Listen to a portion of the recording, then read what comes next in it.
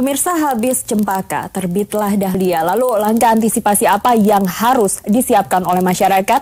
Dan saat ini saya sudah bersama dengan Pak Wahyu Novian, Chief of Disaster Management ACT. Selamat malam, Pak Wahyu. Ya, selamat malam. Pak Wahyu, ini kemarin sudah memberikan banyak bantuan waktu cempaka. Ya. Sudah kemana saja, Pak Wahyu? Untuk yang di Cempaka, kita di Pacitan kita turun, kemudian di DIA kita di Jogja kita juga turun, kemudian ini yang Wonogiri juga kita sudah mulai ambil respon juga di situ, dan beberapa daerah yang ada di selatan Pulau Jawa ya, karena Jawa Tengah dan juga Jawa Timur untuk yang siklon Cempaka ya. Anda dan tim turun ke lapangan yang melihat langsung bagaimana kondisi di lapangan. Kengerian apa atau bagaimana kondisi dari akibat cempaka? Jadi gini ya, ini kan keprihatinan yang kami miliki ya. Kita bicara tentang bencana hidrometeorologi ini kan ada semacam musimnya. Ya, artinya ini bukan sesuatu yang datang tiba-tiba kemudian menyebabkan orang hilang nyawanya. Tapi ini kan sebuah siklus bencana yang bisa diprediksi, artinya di tiap akhir tahun selalu ada curah hujan tinggi dan kemudian berpotensi adanya banjir bandang termasuk longsor. Meskipun untuk yang siklon ini memang semacam anomali ya, atau gejala alam yang baru, karena dalam 9 tahun terakhir kan sebenarnya kita baru ada 5 siklon ya. Ada Durga itu tahun tahun 2008, kemudian ada siklon Anggrek itu tahun 2010, 2014 itu siklon Bakung, ya, kemudian Cempaka itu baru kemarin hari Senin, dan kemudian tadi malam itu sudah geser nama jadi dahlia. Ya. Artinya ini yang biasanya rentangnya mungkin bisa 3 bahkan 4 tahun siklusnya, ini dalam waktu 1 hari sudah bergeser. Jadi saya rasa mungkin nanti kawan-kawan BMKG itu bisa bantu menjelaskan, artinya dari perspektif pengamatan dilakukan ini, kenapa kemudian fenomena ini bisa terjadi, dan ini yang memang agak mengejutkan. Tapi kalau kami sebagai pegiat kemanusiaan mencoba meng-highlight dan memberikan sebuah titik tekannya adalah ini kalau bicara tentang banjir dan longsor, sebenarnya ini bukan hal baru kan di Indonesia. Betul. Ya kan? Warga yang tertimbun longsor dan banjir dan longsor di Pacitan ini kan memang tinggalnya di daerah lereng. Kita tahu Pacitan sendiri kan memang mereka dikelilingi oleh batuan kapur ya kan, dan kemudian mungkin sebagiannya lereng, sebagiannya jurang. Jadi ketika kemudian terjadi ada hujan dengan intensitas tinggi dan kemudian memungkinkan terjadinya longsoran, jadi sudah bisa dipastikan orang-orang yang tinggal di daerah lereng itu yang bisa jadi korban. Artinya kami ingin menyampaikan begini, kalau misalnya untuk hal yang sudah diprediksi saja kita masih kehilangan nyawa, apalagi untuk bencana-bencana yang kita tidak bisa prediksi, seperti gempa bumi misalnya. Pak Wahyu, kita tahan dulu, nanti kita akan mendapat jawabannya dari Kabit Informasi BMKG yang akan bergabung bersama kami di Ada Berita Petang. Usai jeda, pemirsa tetaplah bersama kami. Iya, kembali di Ada Berita Petang, pemirsa, dan saat ini sudah bergabung bersama kami Pak Hari Tirto, Kabit Informasi BMKG. Pak Hari, selamat malam. Selamat malam, Mbak. Pak Hari, bisa diceritakan saat ini siklon Dahlia posisinya sedang berada di mana dan akan kemana? Oke, terima kasih. Siklon Dahlia itu posisinya di sebelah selatan Bengkulu, pergerakannya ke timur tenggara dan menjauhi wilayah Indonesia. Menjauhi? Menjauhi. Jadi masyarakat tidak perlu khawatir dengan adanya pergerakan itu. Yang perlu menjadi kewaspadaan yaitu meningkatnya intensitas. Meningkatnya intensitas. Kenapa? Dengan adanya cempaka kemarin, impactnya angin kencang. Yang dirasakan di Jakarta, hembusannya cukup kencang. Betul. Itu kabar baiknya. Kalau anginnya tidak kencang, maka sejak tanggal 25 itu sudah diguyur hujan intensitas sedang hingga lebat Jakarta. Karena anginnya cukup kencang, maka potensi hujannya intensitas ringan hingga sedang. Itu saja.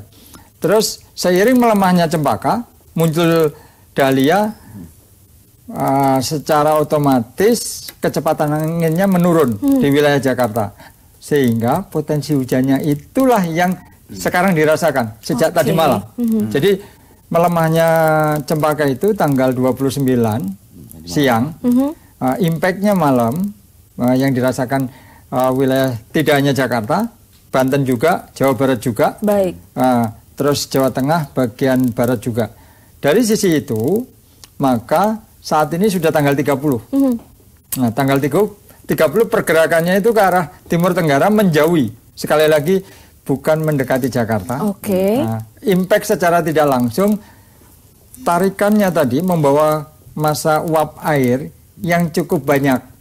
Sehingga Jakarta seperti sekarang hujannya. Jadi hujan, berhenti, hujan lagi, berhenti. Atau sepanjang hari akan mendung merata.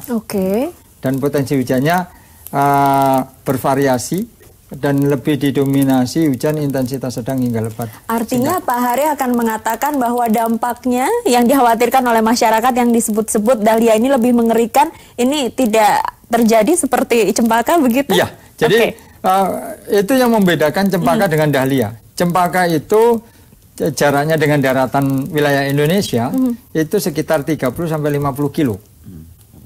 Nah, sedangkan dahlia ratusan, di atas 100 kilo dengan daratan wilayah Indonesia. Ini impactnya terasa sekali. Dengan hujan yang dirasakan saudara-saudara kita yang di Jawa Tengah, terus Jogja, Jawa Timur, itu hampir 2 hari intens hujannya.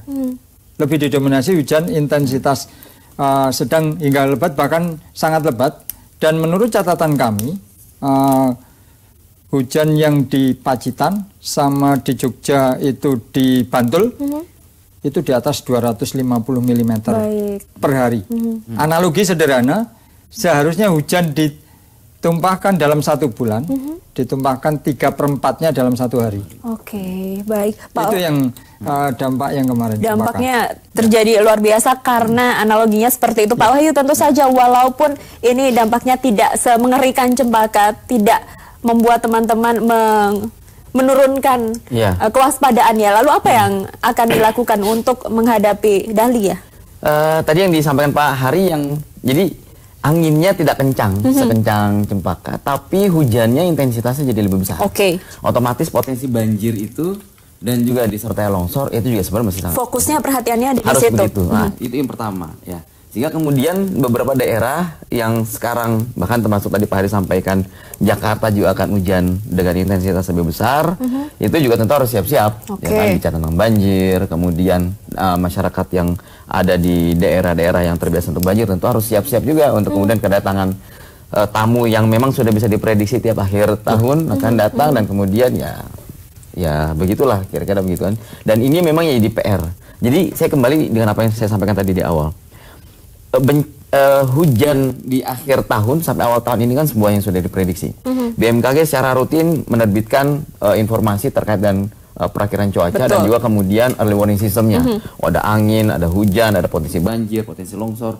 Tapi kemudian PR utamanya adalah hampir tidak dilaksanakan secara baik. Kita bicara tentang mitigasi struktural, kemudian sehingga kemudian beberapa daerah yang sampai ada korban jiwa itu tentu sangat disayangkan. Mestinya pemerintah, provinsi, kabupaten, kota, daerah-daerah yang mungkin punya tingkat lereng, yang curam, yang kemudian masyarakatnya juga banyak tinggal di daerah lereng, mestinya sejak awal sudah punya concern ke situ. Itu yang kemudian kami sayangkan. Ini nyawa manusia menjadi sangat murah. Baik, Pak Hari, daerah-daerah mana saja yang menjadi concern atau titik yang rawan untuk terjadinya dahlia? Yang data yang terbaru per malam ini, jadi tiap 6 jam itu diupdate. Itu daerahnya adalah Bengkulu, Lampung, Jawa Barat, Banten, Jawa Barat, DKI. Terus sekarang sudah bergeser ke Jawa Tengah bagian Barat dan Selatan. Nah, itu yang saat ini yang perlu menjadi kewaspadaan. Jawa Tengah bagian Selatan. Selatan dan Barat.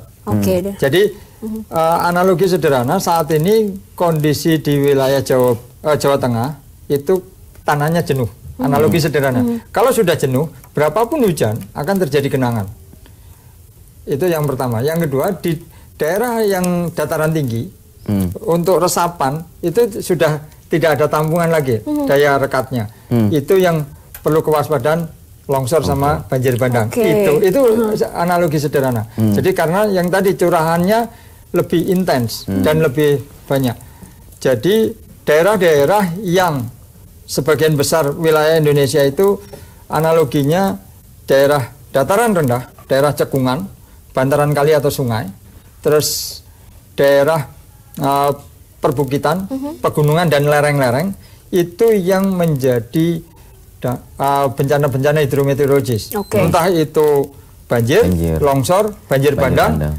Terus kalau dengan angin kencang itu kewaspadaan pohon tumbang. Dan informasi yang kami dapat sore ini di bagian selatan di sekitar Bogor dan sekitarnya itu ada pohon yang tumbang. Berarti artinya daerah selatan imbasnya angin kencangnya. Terus selain itu kita juga memperhatikan yang pelayaran. Ombak ya. Ketinggian gelombangnya juga di atas 2,5. Bagi masyarakat yang melakukan aktivitas penyeberangan di Merak Bakauni tidak nyaman karena tinggi gelombangnya di atas rata-rata. Sebentar Pak Hari, ini apakah daerah-daerah yang sudah dilewati sebelumnya ini tetap harus melakukan kewaspadaan atau sebenarnya sudah selesai masa krisisnya? Analogi lagi sederhananya gini, kalau tidak ada badai, kita menjelang puncak musim. Kalau menjelang puncak musim, penguapan atau uap airnya itu banyak, sudah basah. Itu kan puncak musim saja sudah di musimnya daerah-daerah yang menjadi langganan bencana itu terjadi. Nah, apalagi kalau ditambahkan dengan fenomena ada badai tadi, satu cempaka, satu dahlia, maka menambah airnya. Nah, sekarang bagaimana kita menyiasatinya? Seharusnya masyarakat tahu posisinya. Saya itu berada di daerah yang mana dari semuanya. Masyarakat harus tahu posisinya. Ya, posisinya. Nah, edukasi itu kita secara struktur sudah punya. Secara kultur bagaimana antara struktur dan kultur itu berdampingan dan bergandengan erat supaya pengurangan risiko bencana itu menjadi optimal. Pak Hari, terima kasih. Pak Wahyu, singkat saja, ini edukasi apa yang diberikan kepada masyarakat untuk waspada terhadap bencana? Ya, Pak Hari itu sampaikan, memang kita nyebut ada dua, secara garis besar ada dua mitigasi. Mitigasi struktural, ya kan, dengan memperkuat bangunan, kemudian kalau banjir tadi mungkin saluran air tadi diperbaiki, gitu kan. Sungai-sungai juga jangan sampai terjadi pendangkalan. Nah, satu lagi mitigasi kultural, mengedukasi masyarakat itu memang bukan perkara mudah, ya kan? Karena memang mengubah kebiasaan yang sudah bertahun-tahun, ya, menjadi kebiasaan yang siap untuk menghadapi bencana itu butuh waktu. Itu kenapa kemudian kami selalu dorong pada masyarakat, pada pemerintah. Ini bukan hanya PR masyarakat. Ya, pemerintah dalam hal ini BNPB, BPBD, provinsi, kabupaten, kota itu mestinya menganggarkan, mengalokasikan untuk fokus pada mitigasi. Pak Wahyu, terima kasih. Pak Hari, terima kasih. Sama-sama. Dan